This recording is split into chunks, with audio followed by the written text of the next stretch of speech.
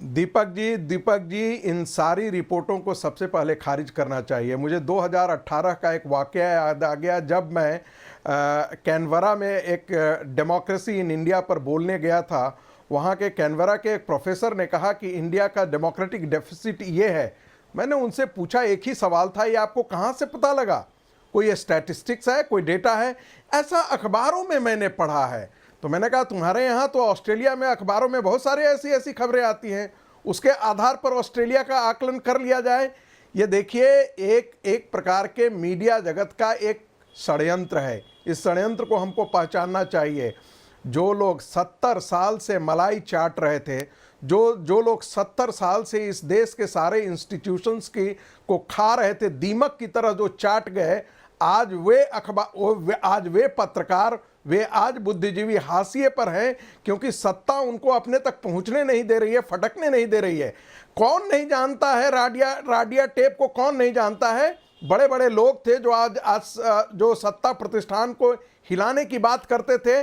कहा जाता था, स्वर्गीय अहमद जी का फोन आया करता था और कई पत्रकार कहते थे कि हमें यह बताया गया है कि कांग्रेस के खिलाफ बोल दो, मनमोहन सिंह के खिलाफ बोल दो, लेकिन सोनिया गांधी और उनकी परिवार के खिलाफ नहीं बोलना चाहिए। तो ये तो वो लोकतंत्र था। इस लोकतंत्र को हमने भी जिया है। उस समय 1975 में जब इमरजेंसी लगी थी, तो हमने भी अपने पिताजी को भागते हुए देखा है।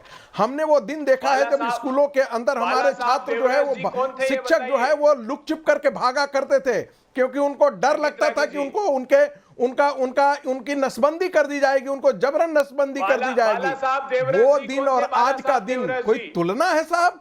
आप रोज आपातकाल सर क्यों बात कर रहे हैं? देखिए, राहुल गांधी तो मुझे लगता है ना कि हार्मोनल डिसबैलेंस से गुजर रहे हैं।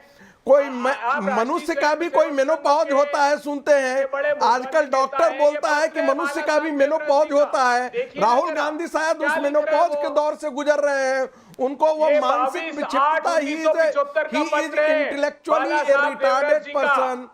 Rahul Gandhi is intellectually retarded person. दोनों से रिक्वेस्ट करूंगा, एक के ऊपर एक बिना बोले। कोई दर्शक जुड़ा हुआ है हमारे साथ। ऐसे मेंटली रिटार्डेड पर्सन के लिए आपको रोज डिफेंड करना पड़ता है।